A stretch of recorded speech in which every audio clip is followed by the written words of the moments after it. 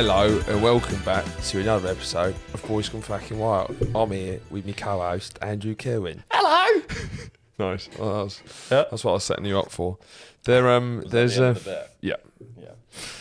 Well, it was like a vine. Yeah. And the big punchline. A classic vine. There's a lot of flies in our kitchen.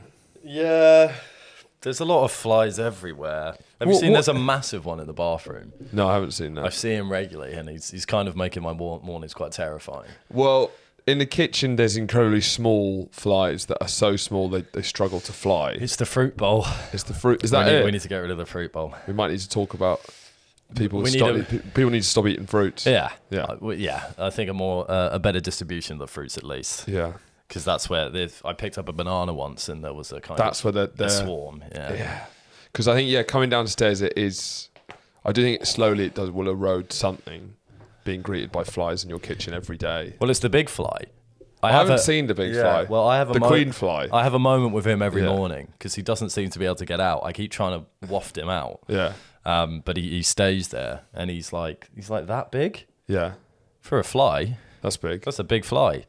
Maybe if he gets thick out, legs, he'll make an Oscar-nominated film like Room called Fly on the Wall. Yeah, and it's Brie Larson plays him in Fly Brie Larson. Not an animation, is she in like a fly outfit? No, it's like whoever's the Brie Larson to the fly community plays the version. Whoever's the Brie Larson to the fly community plays the fly. The fly. I don't understand. So he gets out of our bathroom. Yeah. And then he tells his story. Right. He doesn't play himself though. No, he's played by a woman. Why? In retrospect, we should have made this genderless. Yeah. Actually, in Fly Society, I don't think they. What do you mean the equivalent of Brie Larson in the Fly? Oh, you're saying Room. So it's a film just for flies. We won't be able to. No, we won't be able to. Understand or comprehend it. But you're like the Fritzl character in Room. Well, if Fritzl kept trying to make the fly leave, or kept trying to make was it his daughter? Well, it's a classic kind of. Was it his daughter? Yes. Yeah. If Fritzl kept trying to waft the daughter out of the room, then fair. Yeah. Well, I'm a hero, really. The flies. Are you suggesting that maybe Fritzl was awkwardly trying to get his daughter to leave, and she didn't pick up on his signals? He was terrified of her. He'd see her every morning and be like, "Why are you still here?" We have a joke on Finverse the internet about how Joseph Fritzl really gave being the worst Austrian a good go. Like everyone thought that competition was over, but he did all he could. As one man, he tried his best to be the worst Austrian ever, which is an admirable feat because it's like that's an impossible feat. And he was like, "Hold my, my granddaughter." How many were there? He had his daughter, and then she had seven children. I think his kids. Yeah, that's kind of the worst thing. Yeah, well, Hitler was worse. Yeah, sheer numbers wise. Yeah, but he's doing it. It's like a DIY. It's like he's managed to do it in his basement. He's got less tools. If Fritzl, he hasn't got the funding. If Fritzl had the funding, had the kind of arms of the state, maybe he could have. Well, surely he would. Yeah. Then every woman in Austria would have been held hostage. It's true, but but for now, Fritzl has to be number 2. Yeah, and that's his legacy. That's his cross to bear. Yeah. Did they kill him? No, he's still in jail. He's still in jail. Yeah, I always questioned because I don't think the wife's in jail, and there's a lot of questions there. There's a lot of questions about the wife because I think was he just pretending he was doing up a car or something in the garage? Yeah, basically. Fuck off, this. No, he had like it was like his man. The wife didn't know. Yeah, and also a load of hogwash. Also, Fritzl told his wife that their daughter went missing, and Fritzl was like, "Oh God, I can't find her anywhere," and she was like, "Okay." It's kind of a mixed. It's a mixed grandkids announcement, isn't it? Oh my God! Oh God! The wife. She's got to know. So what? But he made like a dungeon downstairs, didn't he? She didn't know that. What do you mean? I don't think she was allowed in the dungeon. Well, if she was allowed in the dungeon, then all bets are off. Well, maybe that's why we should like man cave it should be inspected. Inspect every man cave. You shouldn't be able to have a free zone. Yeah, if there's like a mini fridge and some sofas and a PlayStation, you need to like check around. Check it. Check Don't be like, don't just presume. 25 years. I'm sure it's just needs his alone time. What? He's got a really tough job. He just needs to blow off some steam every now and again. But yeah, not a fan of Fritzl. No, I've never been, actually. I've been very anti-Fritzl from as soon as I found out about him. But speaking of Fritzl... Yes. I was going to try and find someone on the docket that was Fritzl-esque. There isn't really. I'll kick it off with his story. So, I'm going to tell you something that you need to disregard immediately at the start of this story. So, and I think he might be a listener to the podcast, so this will be his first time hearing it. He might not be, so we might never know. Yeah. But if you are, Joe, hi. A guy who went to our school the year above. A Jonian. I'll be that name. Sent me a reel on Instagram about this guy who I follow, who does his name's like Tony he's like a guy, you might have seen him on social media. He's a 24-year-old bachelor from DC, and he does these like walking fashion things, and he's very entertaining. Again, another one of the rise of the autistic people. Yeah, the autistic community's had a boom. A massive boom. The amount of control that they have over social media is obscene. I mean, this is a side point. I don't want to get off the story, but is it just because we're starting to like diagnose autism? No. Because like arguably, like World War II was like an autistic playground as well. Why? Hitler. Yeah, but there's Stalin. But that's just like one or two guys. Now, like, if you're... it's not really the best point. They're more like sociopaths rather than like kind of lightly autistic. Okay. I don't think you should compare Cal the Dragon to Stalin. But it's a rise. Now it's like, it's better, which is good for, you know, positive changes in society. If you want to make it as like an online personality, it really helps if you're autistic. Massively helps if you're autistic. There's loads of examples. Yes. That guy who does the commentary. Well, I certainly think it's a shortcut, isn't it? Yeah. Being autistic, I feel. Yeah. It's like, you know, just Cal the Dragon he just comes up with content we would never be able to come up with. Exactly. Pretending to fall off his chair all the time. It's genius. So one of these guys in the autistic new wave. Yeah, we sent me that. It is a new wave. He sent me that, and he was confused about him. I think whether he was being sincere or not, that kind of thing. And I saw that I'd liked it, so I was asking my opinion. Yeah. That then kind of garnered a conversation for a little while. I replied with it, and I explained the kind of new autistic algorithm that exists. And then he replied with another example of it and a few messages. I hadn't read that at that point. So that's what you've forgotten. I've said that, and you've forgotten it. Okay, think of something else. I then go to have a meal with my friends on Wednesday night. We have a lovely meal, get a little bit crunk, not crazy crunk, but you know, some beers were had. Yeah, okay. And then some laughs were had. It was a lovely spread, 3-course meal. There were some hors d'oeuvres included, some nice wine. I then make my way back from Bethnal Green to Mile End, and then on the way back, on the walk back to our house, it's about a 10-minute walk. It's a short journey. I elongated it a little bit because I was kind of speaking loudly. I didn't want to come to the house, effing and jeffing. Yeah. On the AirPods, talking to Elle, who's currently still in America. So the timings, you know, worked up. I've got to be able to call her late at night to be able to talk in those ways. She's stateside. Gave her a call, stayed out for the house for a little bit, did a little bit of a meandering walk, whatever. Finished that call. Went inside and What's the vibe of the call? The vibe of the call is that it's not that it's pleasant. It's not pleasant, it's catching up. Yeah. Yeah, there was a few things to talk about, a couple of pieces of like gossip, maybe. Nothing crazy. Pretty standard catch up call. So I got back and was like, I'm gonna send this girl a dick pic. Went into my room. Well, because she's earned it. After that chat, I was like, good chat, good conversation, good, like, you know yeah. You did well with language. You were feeling generous. I was feeling generous. Let's let this lady see the Todger. So, went back in, Went back in, and it was literally almost it was kind of the first act I did was went into my room, pulled my trousers down. I was like, right, let's take the dick pic. As we've discussed in the podcast, you're one of the most kind of gung ho with dick pics. There's no like awkwardness with you. There's no like, you know, it's trousers and pants down. Yeah. The way I can imagine you setting up a dick pic. It's like another day at the office. There's just no. Yeah, it's like a blank facial expression. It's just. Yeah, sure. There you go. Enjoy. So trousers went down. I was kind of lying on my bed, because I was a bit drunk. Yeah. And I was like, my room was a bit messy, so I didn't want to include too much of that. But there wasn't much thought that went into it. You don't want reality seeping in. No, you just want the cock. It's escapism. It's cock. So I then I did it. I think I did it oddly for some reason. I think the landscape, because I wasn't on my best form. Well, it's because you have such a massive chode. Yeah, it's so fat and so small. That's the only way to get it in.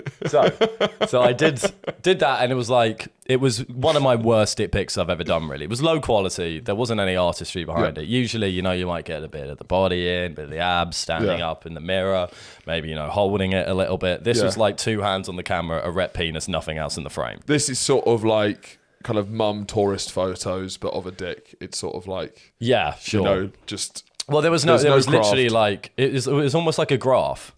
Okay. It was a matter of fact. This is a penis. It was like a table of contents. The contents being a cock. That was kind of it.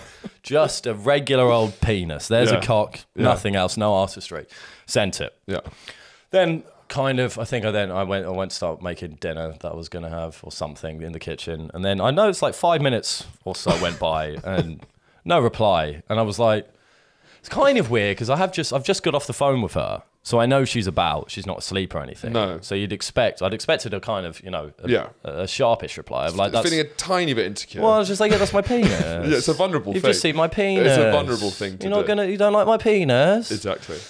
So let another like few minutes go by, and then I was like, right, she's gonna get it now. Both barrels? Both barrels. What, more dick pics? Why haven't he responded? Oh, no, sorry. Not another one. I wasn't going to double down because of a lack of reply. That's never... But like an angrier penis. That is never... The penis is like... Yeah. That is never good advice to double down on a dick pic. If you don't get a response, don't send another one. Wasn't the problem. The problem wasn't the lack of dick pics if she doesn't respond. Finally, I was waiting for that second. So yeah, 5 minutes had gone by, no reply. And I knew she wasn't on stage or anything at this point. So I was like, that she should be responding to my penis. So then I let a few more minutes go by because you don't want to be the dick pic chaser where you're going, excuse me, what do you think about my cock? You want to be like, you want to wait and then kind of slink back. So I went on my phone and realised I sent it to this old school friend. Who I think I've seen maybe once since we left school, so however long ago that was, 8 years ago.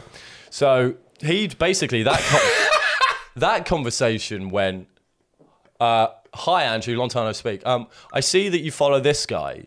What's his deal? And I was like, oh yeah, he's like one of the rise of this autistic creators who are doing really well. They're kind of everywhere at the moment. There's a new algorithm for autistic people. And he was like, oh yeah, like this guy. I've seen loads of them on my algorithm. I must be clicking on the wrong videos. And then I send him a picture of my cock. And just a dick. Nothing other than dick. Taking up the entire frame. Just there. Just a penis. It's the most penis my dick's ever looked. It was just a penis. So it was at midnight. So there was obviously... Because I was drunk enough, I didn't even have the moment that my heart leapt. I just started laughing immediately because I was like, I've just sent a dick pic to Joe Malone. So I was midnight. So it was very feasible that he could have seen it. But fortunately, he didn't. So I managed to the end of the story, annoyingly, isn't actually great. No. Because he didn't see it. Part of me wanted him to see it to have that interaction. Yeah. But so I managed to unsend it and then do a whatever. What's funny about that rhythm though is it's like you thinking the conversation's gone so well. This is where it goes. Like, oh, okay, completely misreading the vibes. Oh, all right, Joe. Okay, you've sent me this video. You've sent me 2 different memes. You want to see my cock? Yeah, so I don't know if he might listen. So if I think he does. But so hi Joe, that happened. That's the first time that you would have heard about that. Because then I just sent, obviously, he would have. I guess you would receive a notification saying, "And you sent a photo," and then unsent. I think you see unsent. Yes. So I don't think he'd assume dick pic. I think he'd be like, imagine if it was like a dick pic, but he'd never think. Because that's just not really. But no, it was a dick pic and a very unartistic one. Very unartistic one at that. Which is the funniest one to send, because if there's something like, if it's a stand-up mirror one where you're like kind of fully naked and there's a bit of, artistry going on, then that would be like, oh, he's kind of, maybe I'm starting. There's something starting here. Yeah. There might be a kind of romance going on or something. If it's just cock, it's really like, look at my cock. Look at it. I think we talked about this. It's like how if you're a politician, you'd never get into a scandal like Wiener, right? With the nude scandal, because you have no shame over your no shame. No. What's so you wouldn't be able to be. Well, but you certainly wouldn't be able to be blackmailed. No, he got no. No, I don't mean. Well, release your nudes. Do it. Do it, please. The more the merrier. Honestly, everything's fine. I'm sending them to random people anyway. Yeah. Well, no, because he cheated, didn't he? Yeah, that's the issue. That's the main but if someone's like, if I was single and someone was trying to bring me down via, like, if let's say a girl had messaged me on Instagram, things kind of escalated, and then I sent her a dick pic and she was like, "Ha, got you now." So like your send me money. Yeah. I'm what? You're like single Keir Starmer, basically. Yeah. Oh, am I a politician? Yeah, that's the whole point. That's what I was saying. Yeah. No, even as a politician, I'd be like, yeah, all right. Well, and then you could swing it as like a sexual liberal. Yeah. Liberal. I'd be like, what's wrong with a dick? I guess you wouldn't. It wouldn't have been unsolicited. What you don't want is those dick pics where it's flash photography and your face is really small at the back. So like dick's big and then sort of like. What do you mean? Like, if you're doing it like that, you deserve everything you get. Yeah, exactly. Well, so it's like this.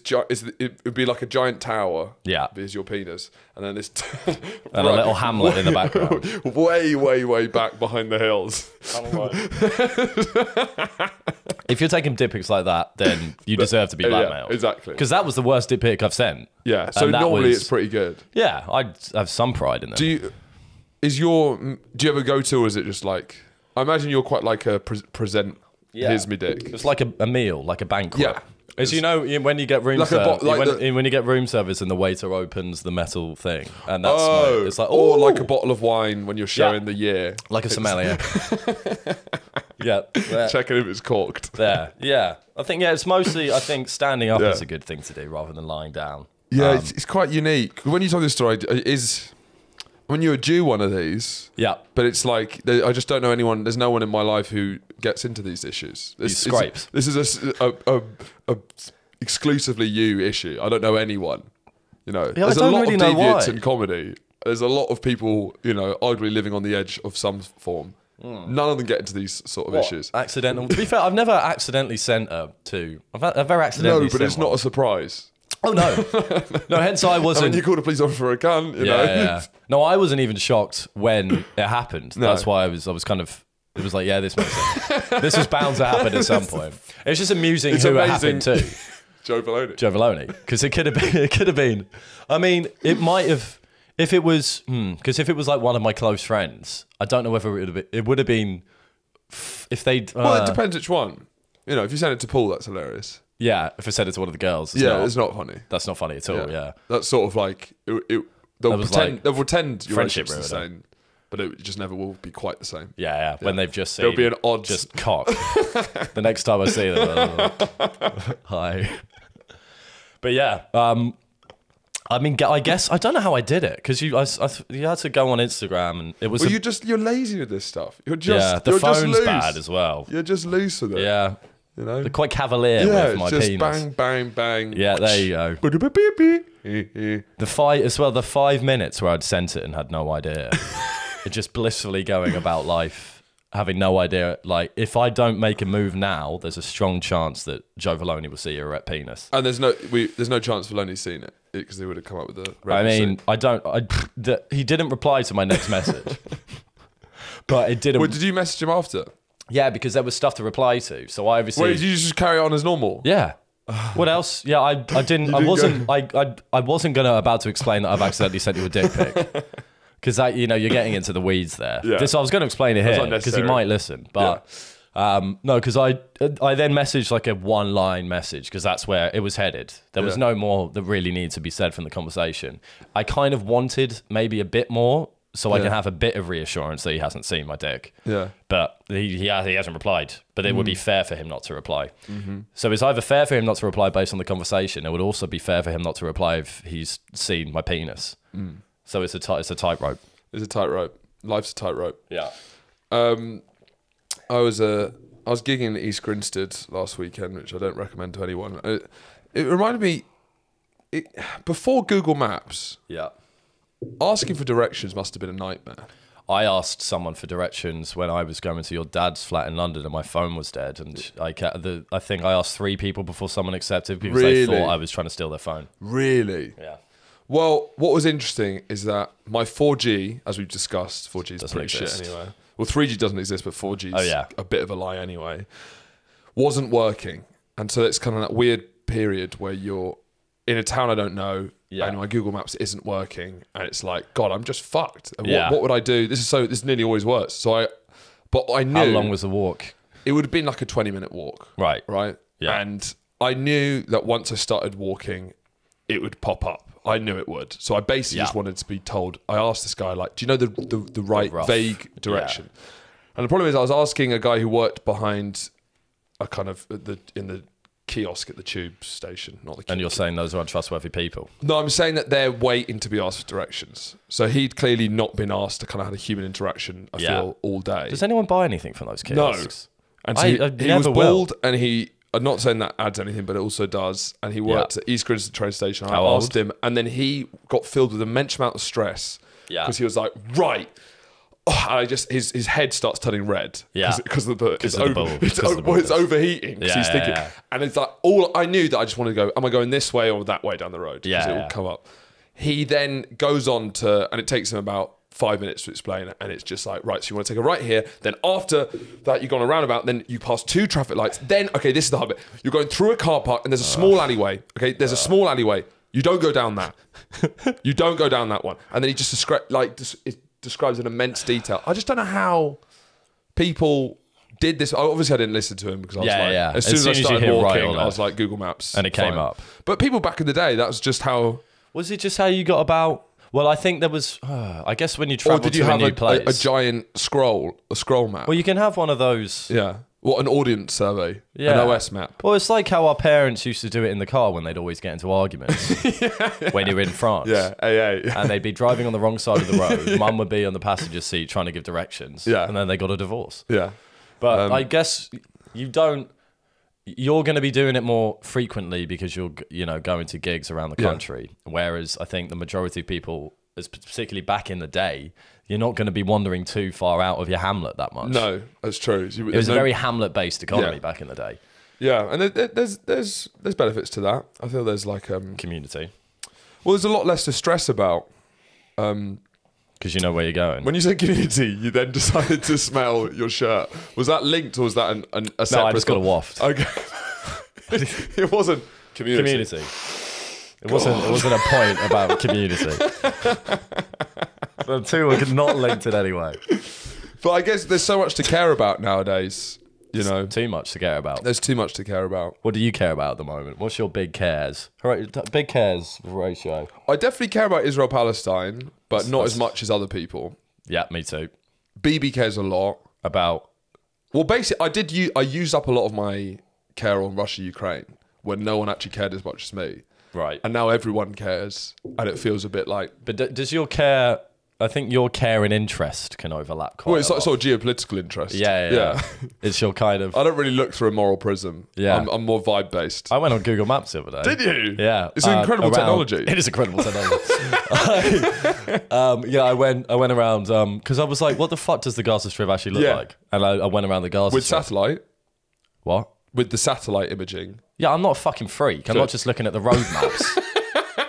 Good. Oh, and then this intersection comes in there. Well, no, that because people chat shit when I open my maps and there's satellites. Well, there. I think that made sense because it was getting a sense of like what the Gaza Strip actually looks like. Because in my head is a racist idea of what it looks like. Did that help your idea? Yeah. Well, no, seeing it obviously helps. Yeah. But in my head, it's like so war-torn. It's a bit like the deserts of Afghanistan in my head. Yeah. But then now I saw it and I went through it. I was like, oh no, I've been to places like that. Yeah, there's little bits here and there, and you can see how it's split up. Yeah, it's going on the West Bank. It was great. And you can also see little depots and stuff. You'll be like, what's going on there? Yeah. Like, what are you storing in there? You know?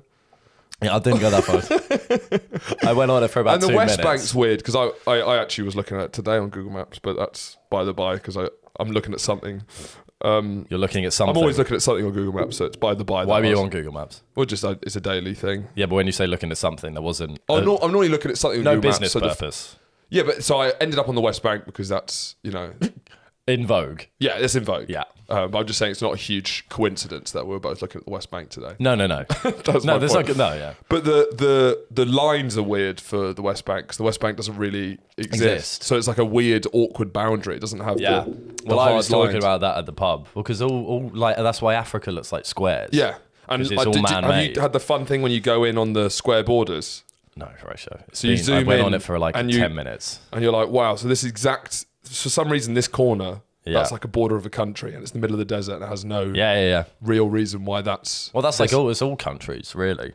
Not the West Bank. Not the West Bank. And no. I mean, like more just these rigid, weird that's borders. The problem. All right, yeah, that's the problem. And that's what needs to change. Well, it's all... But that's how... What are your thoughts? That's how the world map works. What are your thoughts? It's all fucking man-made constructions of different territories, isn't it? No borders. No borders. Yeah. Should we do away with them? Let's get away with borders. Probably does cause a lot more havoc. I think it would cause a lot of quite a lot of havoc. There's a lot of people at uni who believed in no borders, and I remember There's a lot of people at uni that believed in a lot of things. Yeah, I remember because I was part of the leftist group. There was a lot of stuff where it would be like free railway, or like socialised railways. Yeah. You know, more funny for the NHS. Yeah. No borders. Well, you know, no prisons. Oh, get rid of a police force. Okay, I mean, yeah, maybe. It was always the next couple where it was like, it was like the fourth. It was like the third. You're like, yeah, maybe not that gang. Yeah.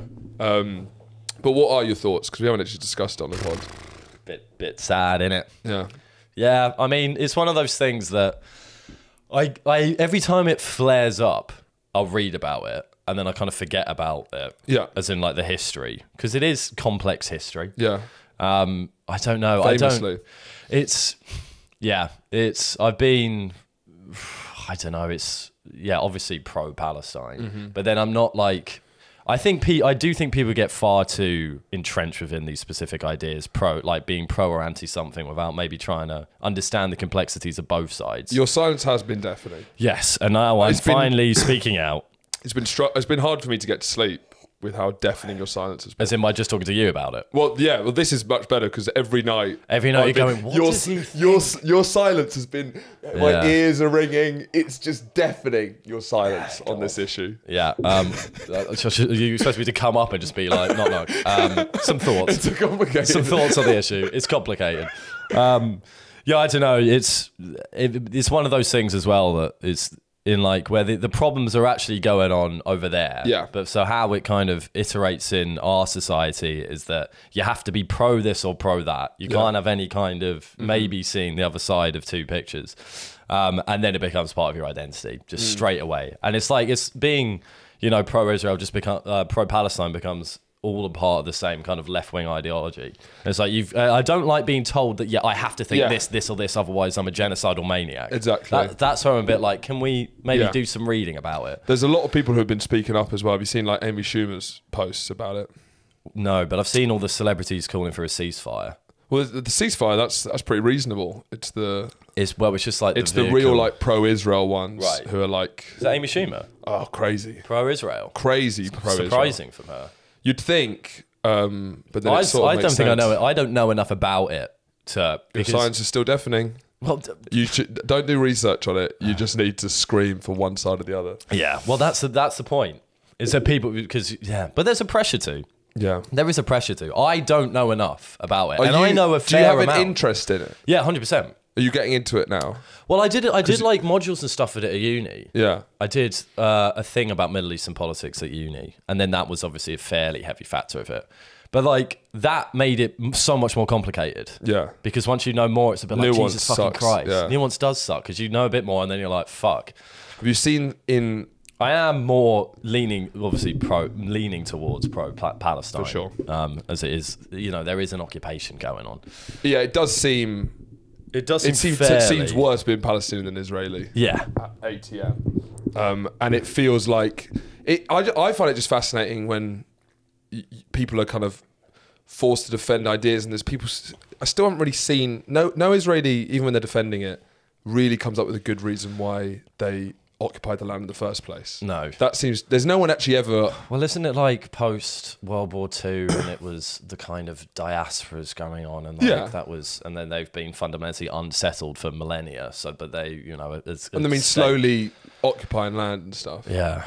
But then no one's really explained why they're there in the... properly... What isn't it the UK government's fault? Yeah, God, yeah. So that's... Big time. Yes and no. I mean... Like having a big helping hand. Yeah. They kind of stirred the pot. We're just drawing lines. They're the blender. Post-war... This is a smoothie analogy. Post-war colonial Brits, it is quite...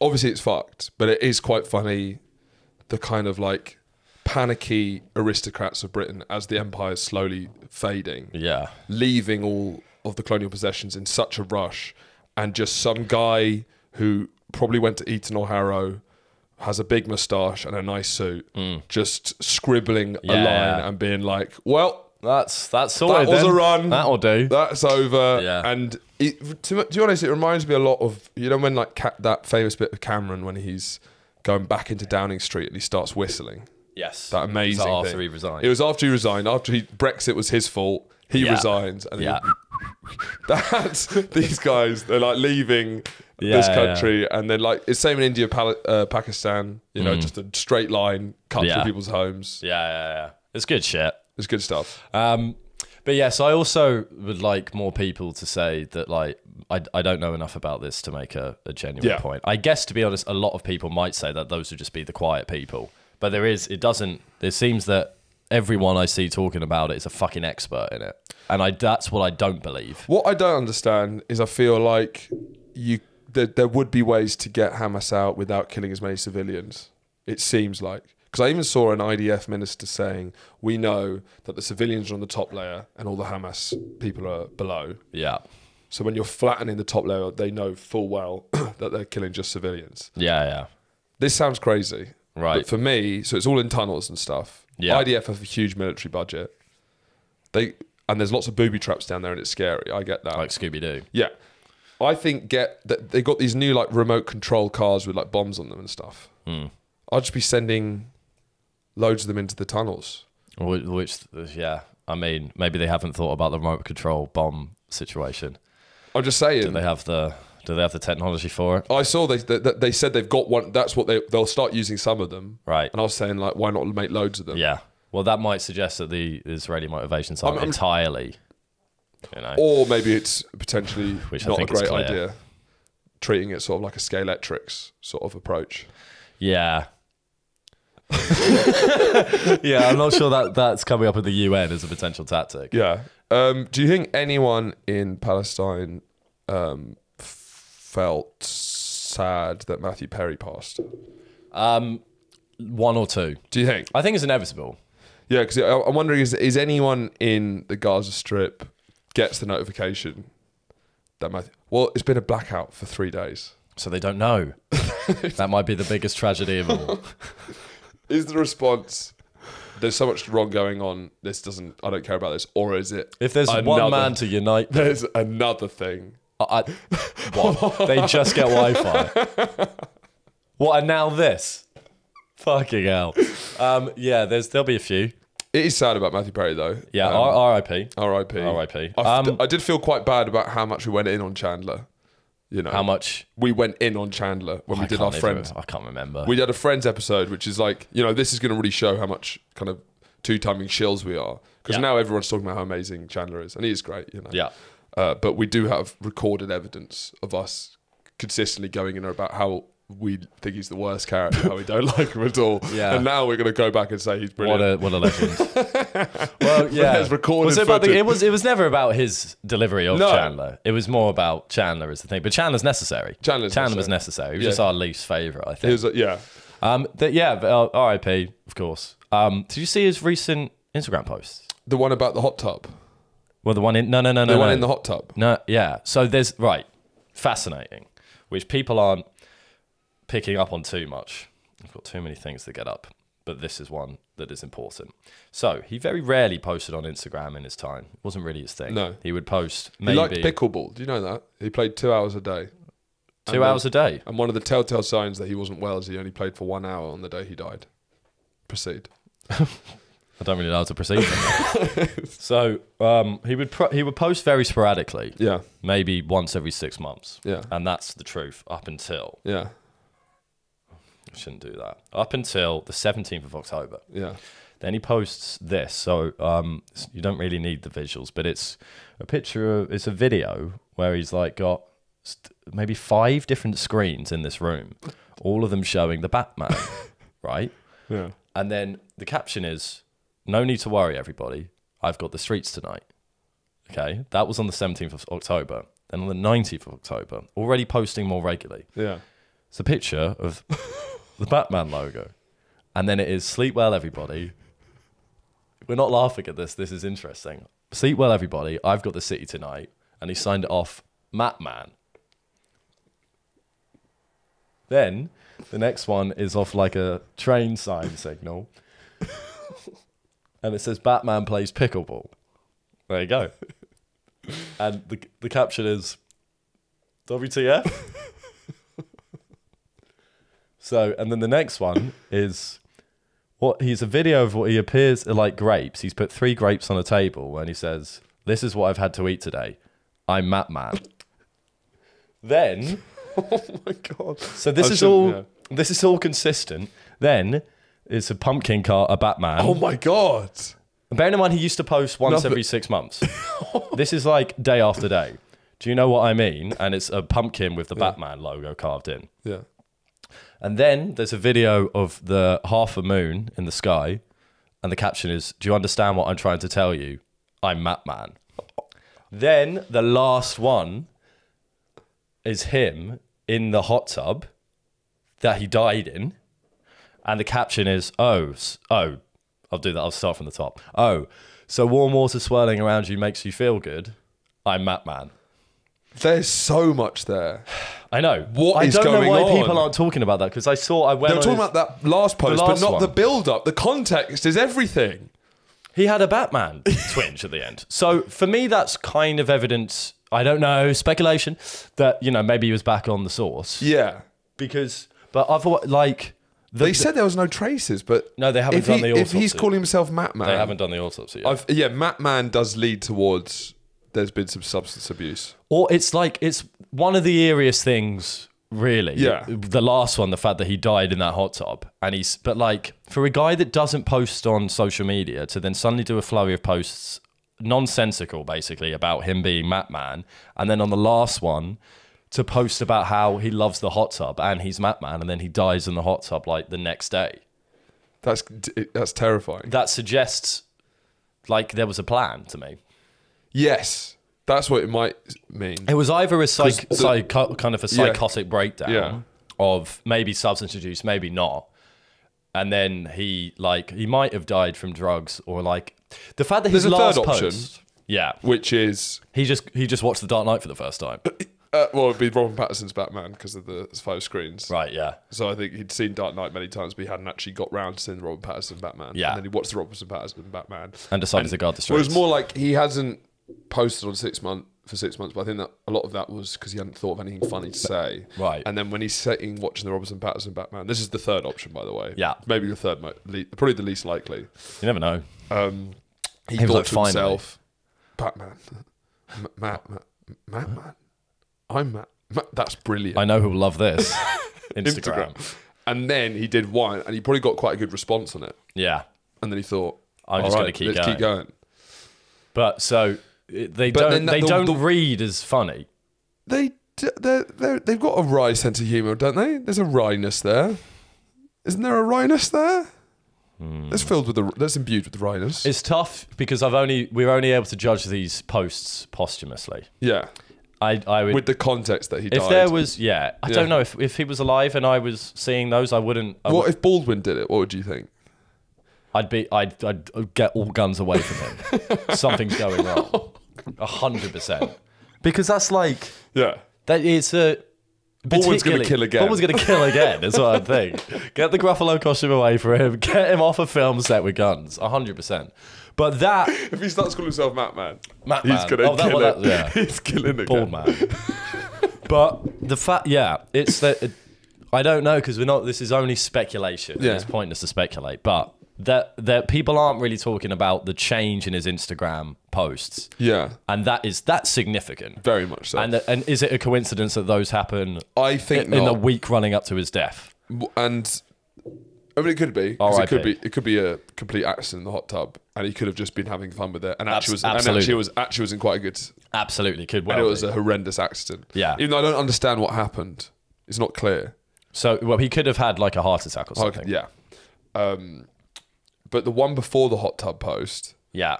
What was that one? Not was the grapes. The video of the moon. Yeah. And it says... Do you know what I'm trying to say? That's what's kind of leading towards he's building an image of some sort of goodbye. Yeah. But Matman's a weird way of saying like a... Yeah, I don't know why... What's the poetry with it? Well, think about how the Dark Knight series ends. Yeah. So there's the end with like, he becomes a symbol. Yeah. And it's not about... What was Batman, it? Batman dies. Batman dies, but he doesn't. Because he doesn't. He goes with he starts banging Anne Hathaway, and then he sees Michael Caine. So do you think he's banging Anne Hathaway in Paris? And Michael Caine's there going... You did it, Matman. Wait, what's Michael Caine? Michael Caine. You did it, Matman. You've only got it done it, Matman. Did it. That's emotional. That is the best thing you've ever done, Matman. But just food for thought. There's no speculation. There's just that's something that people aren't really talking about. It's something to consider. Yeah. I'm eagerly is the wrong word. I don't think you can wait autopsy reports eagerly. But I am awaiting the autopsy reports. Like, I haven't got a reminder set. How sad were you when you saw the notification? I don't get sad when celebrities die. I was like, oh. I was thinking about it. I was like, as soon as I see the notification, I accept it immediately. Yeah. And I'm already I go through the 5 stages of grief within a second. A second, yeah. Yeah. So cancellations are a lot more sad or kind of consistent. Yeah. Feeling wise. Because they're like... Yeah. So like a cancellation to me seems like a much bigger deal than a death. Yeah, well, it depends. Matthew Perry got cancelled for wearing blackface. We're all talking about it. Yeah. That would be a bigger deal, maybe. But would it? No, probably not. No, it wouldn't. He says he was playing Matman, and that's what the blackface was. Yeah, and just kind of got confused about the racial identity of the character. It was like, no Batman has been black. You didn't need to do the blackface. No Batman has been black. No, we need a black Batman. A black... Yeah, don't do that. My name's... Yeah, no, I don't think I've ever really got... Because I woke up... Bowie, I got that notification. Yeah. That hurt. Jackson, Michael. Yeah. That was big. I remember that, but I was young. But there hasn't been... Yeah, Bowie. Who was the show? Oh, Norm Macdonald. That bummed me out a lot. Yeah. Because that just feel like that was too soon and it made no sense. Yeah. Too soon will always be the one. Yeah. But yeah, I don't really have... Kobe was sad. I guess it wasn't really my cross to bear. Sorry, but no. No, I didn't feel anything. I didn't know the guy. His kid. I know I don't know died. Matthew Perry. Yeah. Obviously, it was a tragedy. Yeah. But it's like, I kind of forgot that Kobe's dead. Yeah. Did you not? I kind of felt he was alive. Did you think he was alive? Or in your head, did you see him as dead? I didn't think he was alive. He just, to me, doesn't seem very dead. Yes, because before he died, you very rarely came across him. Yeah, that's the whole point, because we're not American. When was the last time you watched the NBA? I'd say Kobe when I'd chuck things in the bin. And now do you go, cut? No, I respectfully, I go, Kobe. Yeah. But you go, cut. Kobe.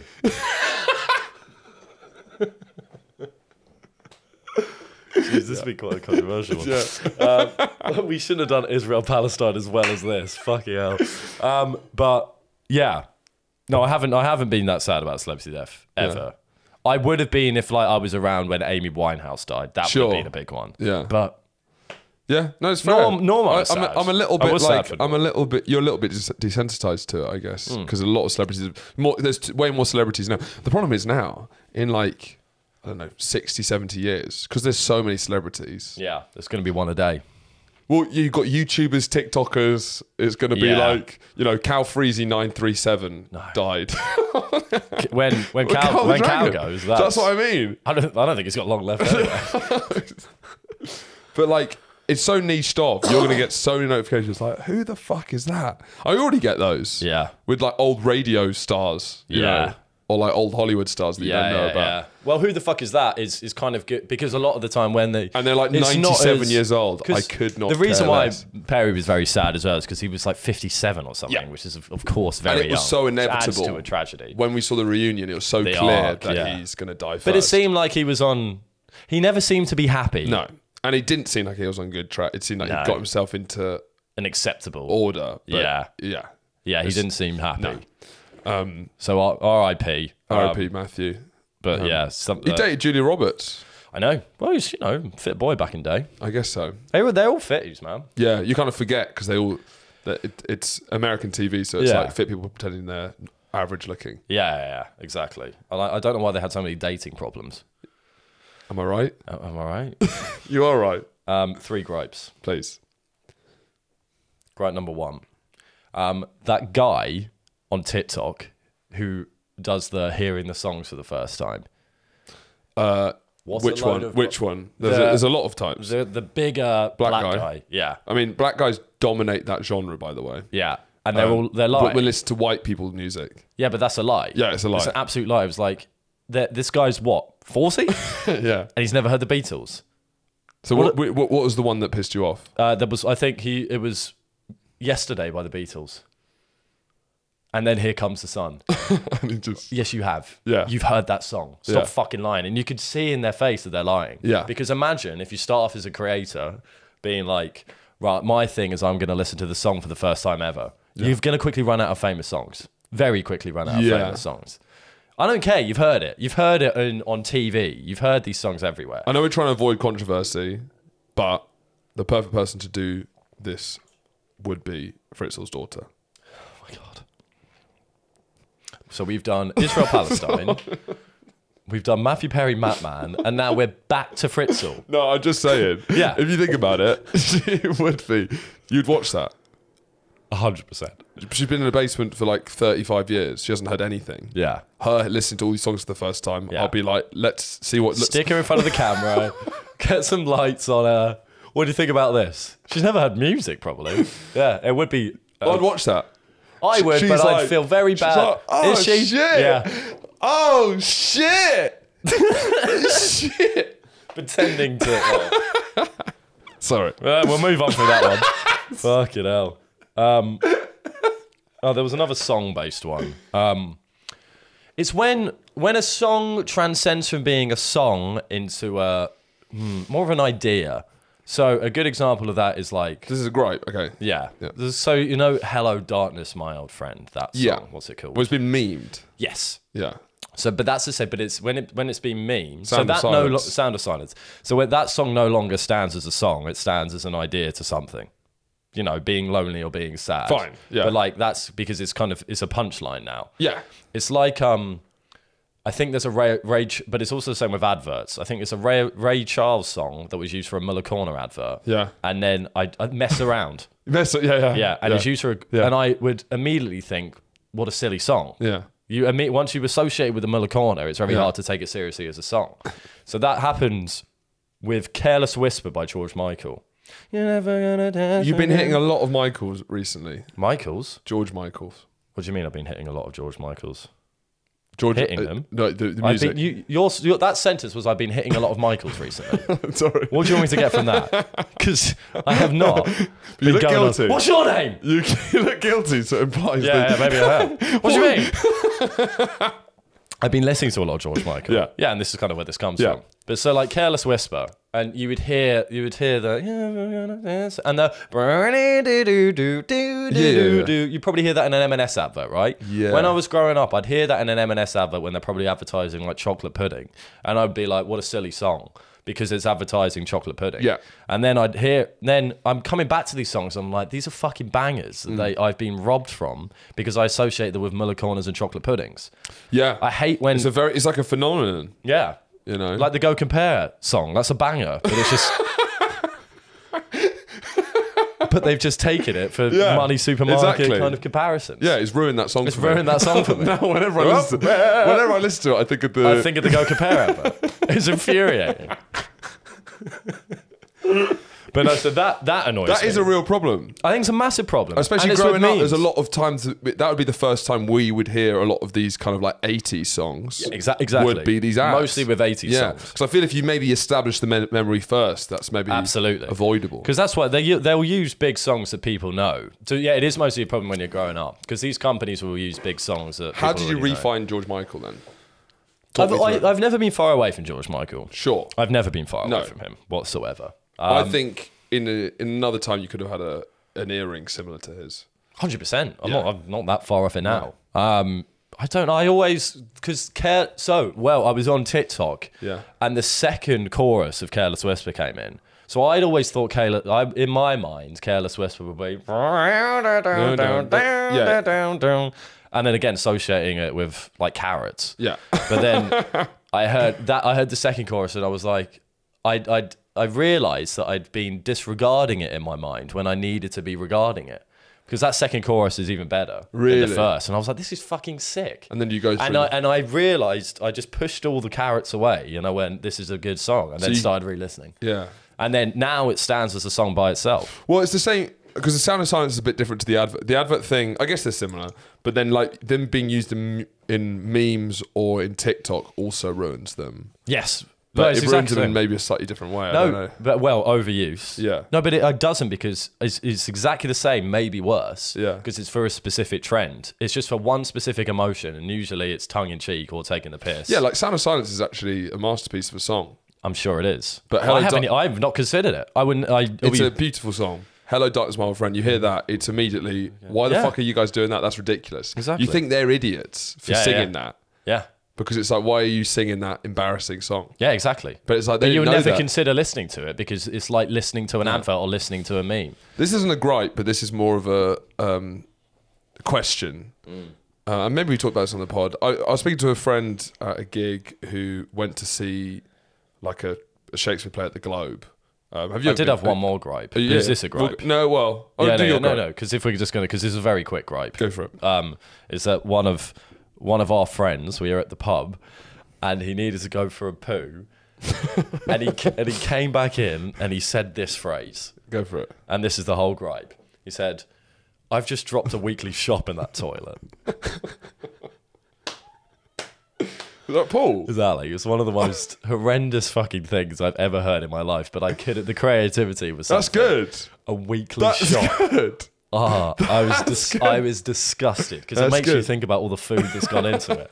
A weekly shop. Yeah, that's like 35 quid's worth. It is good, but it's the most disgusting thing I've ever heard in my life. So that's not like that's not a Zap. That's not, no. That's a weekly shop. That's not a Morrison's Hop. Because it was Friday as well. It made it worse. It's horrendous. Where did he get it from? Did you start interrogating? He said no. He said original. That's the first time he'd ever said it. That's good stuff. And I was like, I'm not docking the creativity, but the fact that it's so creative makes it so much more visceral and so much more disgusting. Emotionally hits I was harder. like, I think that's the most disgusting thing I've ever heard. It's up there with the most disgusting thing I've ever heard. Anyway, Shakespeare. Well, I was thinking about it. Have you ever been to the Globe? Yeah. Have you? For like a school trip, but I haven't been as a, How was it? Well, it was one of those school trips where you have to like dress up and stuff. And draw stuff? Or like... Yeah. Well, it's like they're like coming to see the Globe, and then once the tour's done, they've got to occupy children for like 6 hours. Yeah. So they're like, put on the outfits. Oh, so you didn't see a play there? No. Well, yeah, because I think the fun thing about going to the Globe and why I'd want to maybe see a play there is it would be fun just to kind of like imagine what it would be like to see like Shakespeare how it was originally intended. Yeah. Shakespeare debuting. Yeah. What I don't understand is whenever you see films about original Shakespeare, Elizabethan Shakespeare, there's the idea there's like the rich people up in the and then down in the standing area, the pig trough. The pig trough are the peasants rolling around in mud. Yeah. They loved Shakespeare. The pig troughs. Yeah. The bog folk. Toothless. Yeah. You want any more fish for that? How are these guys watching Shakespeare and absolutely loving it? it's a good question. Do you know what I mean? You're watching like Hamlet's first, like To Be or Not to Be, and just being like, that's fucking brilliant. So, well, even it's old English. It's old English, but it's still incredibly complex poetic language. And they're like, I can't wait for the new Shakespeare. Touching on themes of humanity, of love, of death. It's a good point. What does it mean to be alive? But is it the first time they was even starting to like see the very construction of like narrative?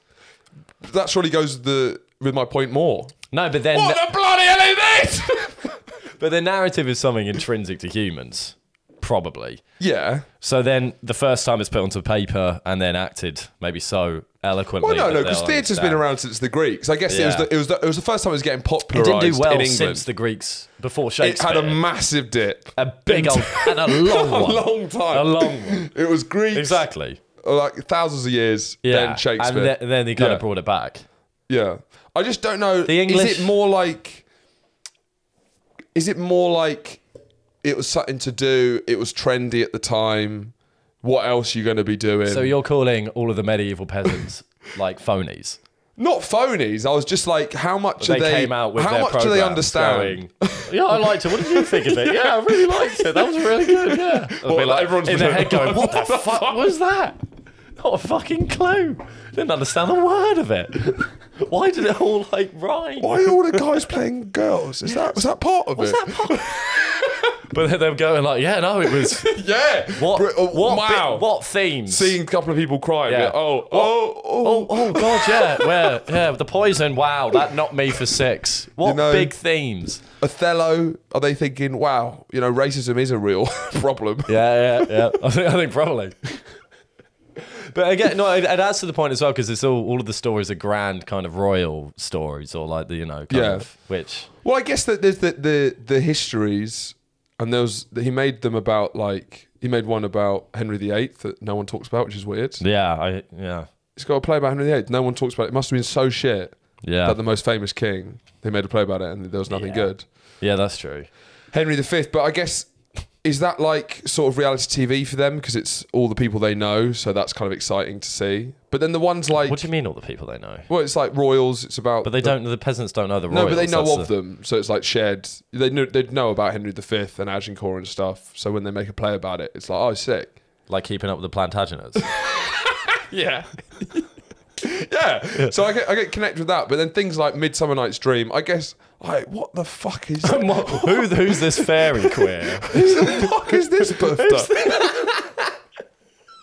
I just don't know how they're this kind of progressive and... Well, was it quite... But I guess you have they were quite raucous. You have yeah. It was quite a raucous... I'd assume so. Yeah. But like... I don't know. It's probably you as well. A handful of pork. There is shoveling pork and mud into your mouth simultaneously. But surely... Crying at the soliloquies. It is a good point. The language is going to affect it massively. It's old English. They were speaking a version of that. Are we thick now? Well, no, thickness is probably... It's not really the word to use because it's just our language has evolved to a play. In a way, some people would call us thick. We're thick in that way, surely, because even if that's translated into non-Old English... The poetry and the complexity of that language and the themes to connect with it. If this translates, I think the biggest barrier... Is it broad? I guess it's broad. I think the biggest barrier to Shakespeare is the language. If that was translated into which as it often is, into modern language, then you're an idiot not to get it, I think. I guess so. But no, but bearing in mind, they don't... The pig people, as you put them... The pig people aren't going to be sitting there necessarily... understanding the scope of like the whole of the themes and like the poetry of it. There is like many layers, and you can still enjoy the base. You enjoy the base story. There's a guy called Bottom. Yeah, I can see myself in that character. Or the donkey kid. Yeah, that's me. I'm the donkey. I did like that donkey though. Nice to see yourself represented. No, but I think you can. The language barrier will be a big help. And then you could just enjoy the story. I think actually... I don't know. You often talk about what time... One often talks about what's... Like, no, I fucking don't. Yeah, you don't. What time would you want to go back to most? I do think up there in my top 10 would be seeing like the Shakespeare debut. I wouldn't want to see... Yeah, I just want to see what the debut looks like. Yeah. But I kind of want to see when he was a name and like there was anticipation for his next hit. I mean, a debut of one of his new plays when he's the like hottest Macbeth. he's been. Yeah, Macbeth, but when he's on the top of his game. Prime Shakespeare. Yeah. You know, 100%. Everyone is gagging for the new play. You know, and Macbeth drops and they're imagine, unbelievable. I'd love to see just the reception as well, but not with the royalty, with like, you know, the bog folk, like what they do before the play. Yeah. And like the ambulings around. Yeah. Throwing mud. They're all just and they get in killing each other. That is absolutely magical. That is one of the most beautiful things I've ever seen in my life. They're all enraptured. It is fascinating. And then as soon as they know... Surely someone's written about that. Surely. Yeah, we could either look it up. I'm interested. One of them. It's like how... I Met Your Mother. I think How I Met Your Mother. It was a Shakespeare play. But surely, because in summary, there is a gap between the modern perception of what a medieval peasant was like and the fact that they enjoyed Shakespeare. Yeah. There is a gap. There is something that needs to be... Someone needs to explain it. A misunderstanding how much they like Shakespeare, or it's a very cruel misrepresentation of the peasant class in Elizabethan London. Maybe it is a sort of classist depiction we've had. Yeah, it could be. You know, we've often talked. We reinforce classist stereotypes of peasants. I think we might be the biggest perpetuator of that stereotype in the world. In the world, I don't think the bog folk, the videos that have gone viral for us. Yeah. No, we have got the most views in the world. For taking the piss out of medieval English peasants. Maybe, yeah. I mean, Monty Python. If we're talking like, you know, but currently, in recent times, we're the ones reinforcing a stereotype that doesn't need to be maintained. Because we both had the same view that they would get dressed where they have one giant piece of fabric, and that would make every one of their clothes. You know, that's our view of them. They kind of roll them into it. It's more like a family gets a giant brown piece of fabric.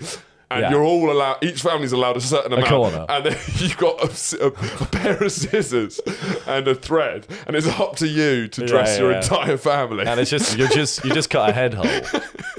A lot of mine involves mud. A lot of mine involves mud, my perception. Yeah. And to be honest, I don't look into it because I don't want to find out the truth. Because I'm quite happy with my view of that. I don't want to find out that they weren't like that. Yeah, I'm happy with how they look in my Shakespeare head. Enjoying bourgeois fuckers. Yeah. Thanks very much for listening, guys. We're going to go over to the Patreon now. And goodbye. Yeah. Bye.